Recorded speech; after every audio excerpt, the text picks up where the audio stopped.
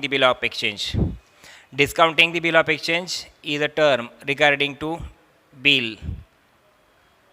Discounted the bill by the drawer into bank, that is called as sale of bill to the bank. Because of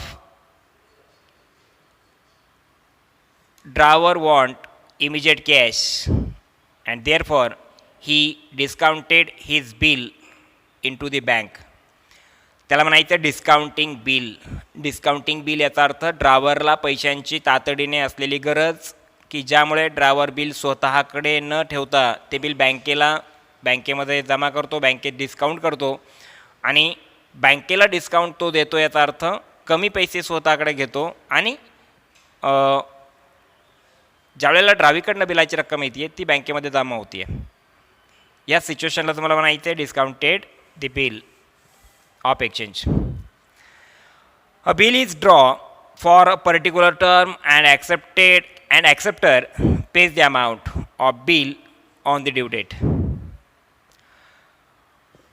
A bill is drawn for a particular term. Bill particular tenor करिता त्या ठिकाणी draw केला होता, जसं की 2 month, 3 month, 90 days, 60 days याप्रमाणे.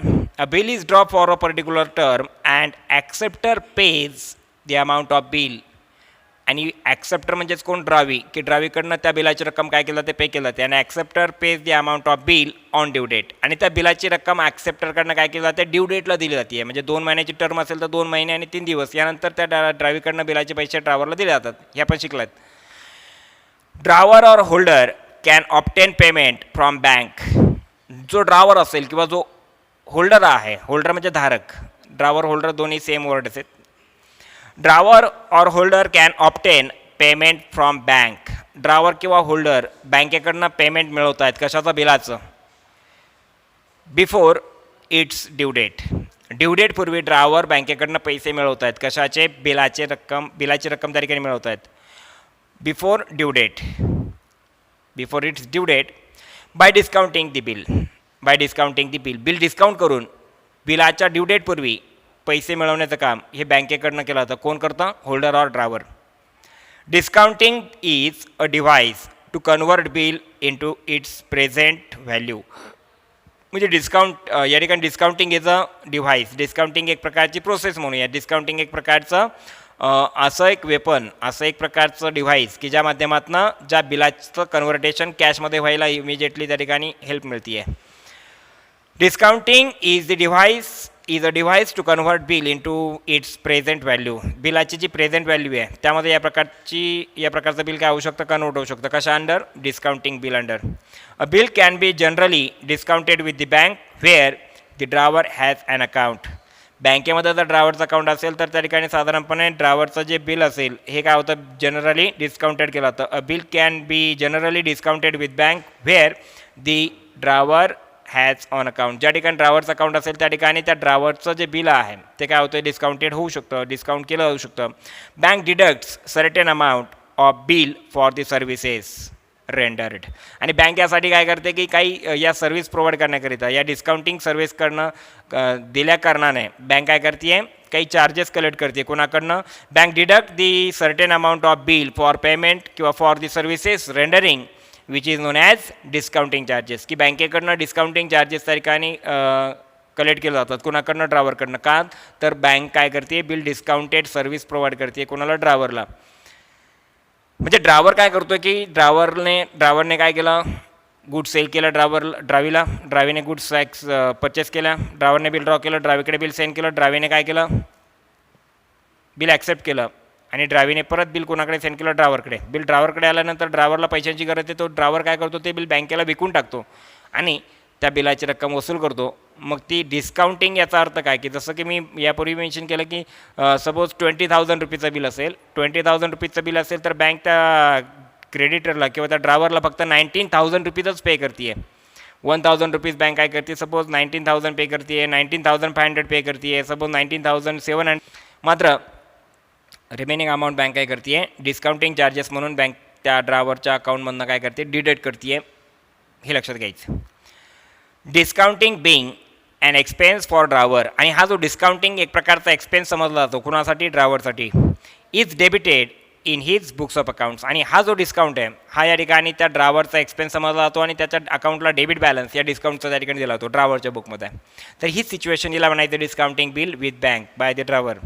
आता ड्रायव्हरही सिच्युएशनमध्ये आहे किंवा डिस्काउंटिंग बिल सिच्युएशनमध्ये देखील काही ट्रान्झॅक्शन्स आपल्याला बघायला मिळतात ड्रायव्हर ड्रायव्हिंगमध्ये, जसं की seller creditor sell the goods to on credit. Seller sells the goods on credit to the driver to the buyer. सेलरकडनं क्रेडिटने त्या ठिकाणी ड्रायव्हीला गुड्स सेल केल्या जातात, उधारीने वस्तूंची विक्री केली जाते. ड्रायव्ही किंवा ड्रायव्हर काय करतो नंतरची कंडिशनमध्ये, driver drawers the bill. Driver bill draw करतो कोणावरती, ड्रायव्हीवरती. इथपर्यंत आपण लक्षात घेतलं. आणि नंबर थर्ड आहे ड्रायव्हर म्हणजेच कोण, होल्डर.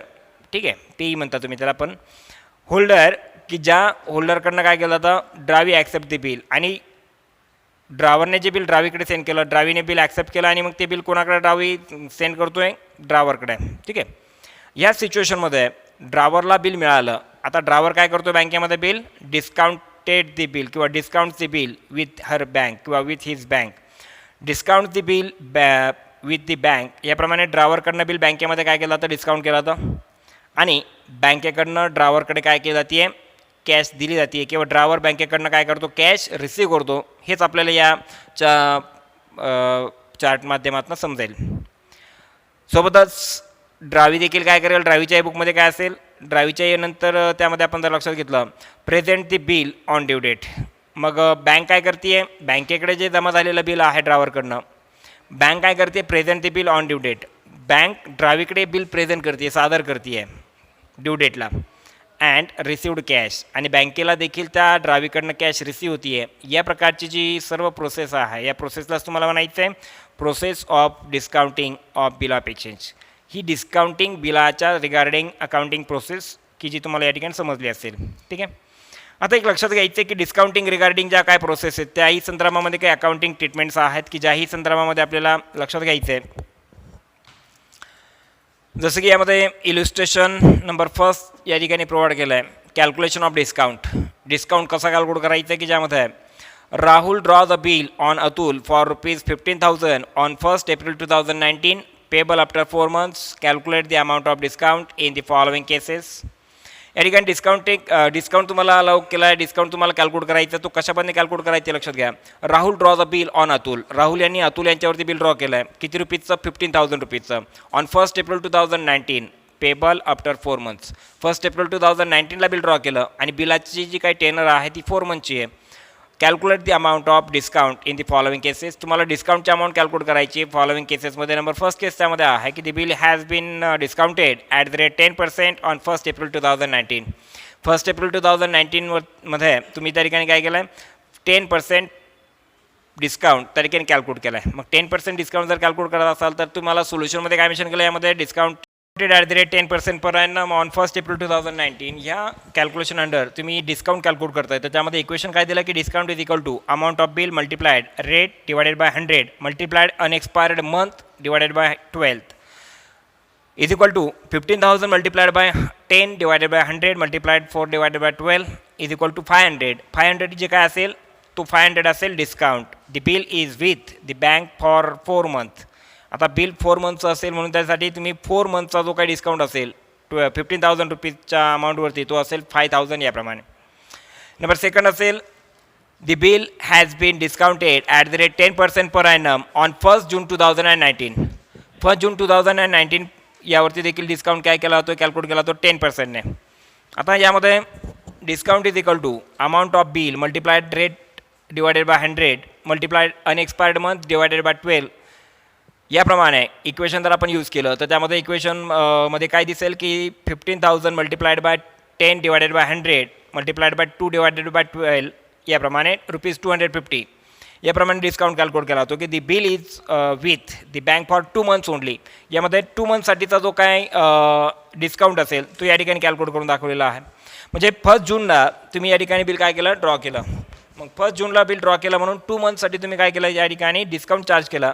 आणि 1 एप्रिलला फर्स्ट बिल तुम्ही ड्रॉ केलं म्हणून तरी 4 monthsचा तुम्ही डिस्काउंट त्या ठिकाणी ₹500 कॅल्क्युलेट केला. तर या पद्धतीने तुम्हाला डिस्काउंट कॅल्क्युलेट करण्यासंदर्भातील जे काही इलिस्ट्रेशन्स आहेत या पद्धतीने सॉल्व्ह करायची आहेत.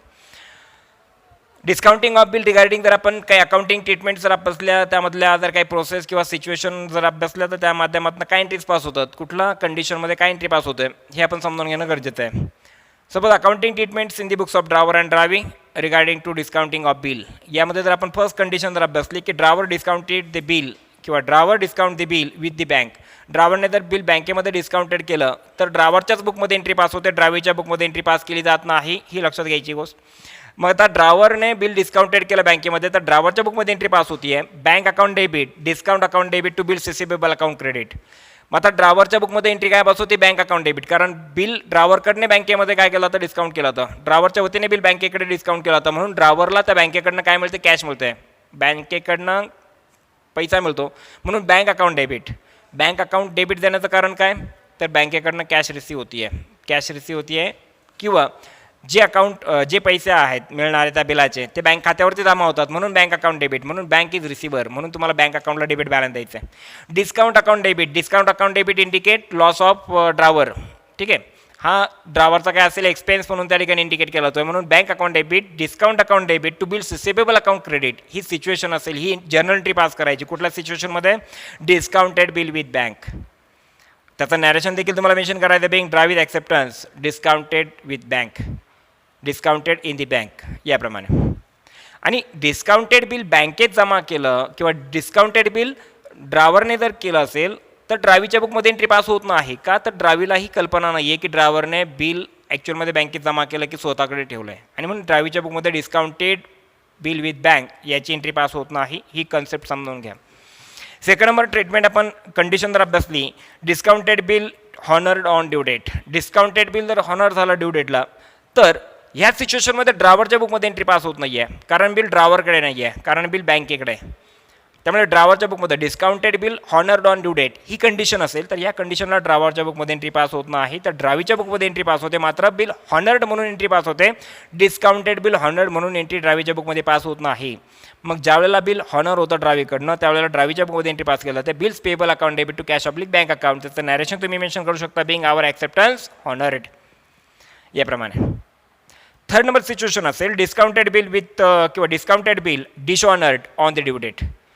डिस्काउंटेड बिल जर डिशऑनर झालं ड्यू डेटला तर ड्रावरच्या आणि ड्रावीच्या बुकमध्ये दोघांच्याही बुकमध्ये एंट्रीज पास केल्या जातात. मग डिस्काउंटेड बिल डिशऑनर्ड अशा सिच्युएशनमध्ये काय कंडिशन होते ते लक्षात घ्या. ज्यावेळेला ड्रावरने बिल बँकेत डिस्काउंट केलं, पैसे वसूल केले, मात्र ज्यावेळेला बिल डिशऑनर होतं हे बरं बँकेला कळालं तर बँक काय करते, ड्रावरला दिलेले पैसे काय करते, ड्रावरकडनं वसूल करते, आणि जे बिल बँकेच्या ताब्यामध्ये आहे ते बिल बँक काय करते, ड्रावरकडे परत रिटर्न देते आहे, आणि मग ड्रावर काय करतो, ते पैसे ड्रावीकडनं वसूल करतो. ही सिच्युएशन आहे. मग डिस्काउंटेड बिल डिशऑनर्ड या कंडिशनमध्ये आपल्याला माहिती आहे की नेहमी बिल ज्यावेळेला डिशऑनर होतं त्यावेळेला ड्रावरच्या बुकमध्ये ड्रावीच्या अकाउंटने डेबिट बॅलन्स दिला होतो. मग डिस्काउंटेड बिल डिशऑनर या कंडिशनमध्ये ड्रावरच्या बुकमध्ये एंट्री पास केला, ते drawee's account debit to bank account याप्रमाणे, drawee's account debit to bank account. आणि ड्रावीच्याही बुकमध्ये एंट्री पास केला ते की bills payable account debit to drawer's account. त्यानंतर नॅरेशन जर आपण मेन्शन केलं drawee's account debit bank account तर त्यामध्ये नॅरेशन असेल, being discounted bill dishonoured on the due date. Discounted bill dishonoured on due date याप्रमाणे ड्रावरच्या बुकमध्ये नॅरेशन मेन्शन करायचं, आणि ड्रावीच्या बुकमध्ये काय नॅरेशन मेन्शन करणार, बिंग आवर ॲक्सेप्टन्स डिशऑनर्ड याप्रमाणे. आणि नंबर लास्ट स्टेटमेंट आपण जर यामध्ये अभ्यासली की discounted bill dishonoured and noting charges paid by bank. Bill dishonour झालं आणि नोटिंग चार्जेस जर बँकेने पेड केले तर ड्रावरच्या बुकमध्ये एंट्री पास होती आहे, drawee's account debit to bank account. Same condition असेल डिशऑनरची, इथे नोटिंग चार्जेस काय तुम्ही सेपरेट मेन्शन करण्याची गरज नाही आहे की drawee's account debit to bank याप्रमाणेच एंट्री पास करायची. आणि त्याचं नॅरेशन मेन्शन करायचं, being discounted bill dishonoured on the due date and noting charges paid by bank याप्रमाणे तुम्हाला नॅरेशन मेन्शन करायचं. आणि ड्रावीच्या बुकमध्ये जर आपण एंट्री बघितली तर ड्रावीच्या बुकमध्ये discounted bill dishonoured and noting charges paid by bank याप्रमाणे जर एंट्री पास केली ड्रावीच्या बुकमध्ये तर एंट्री पास होते bills payable account debit noting charges account debit to drawer's account. त्याचं नॅरेशन असेल, being our acceptance dishonoured and noting charges payable. याप्रमाणे discounted bill with bank regarding ज्या सर्व कंडिशन्स आहेत त्या आपण समजून घेतलेत. निश्चितपणे अकाउंटिंग प्रॉब्लेम सॉल्व करताना या कंडिशनप्रमाणेच तुम्हाला एंट्रीज काय करायच्या आहेत, पास करायच्या आहेत.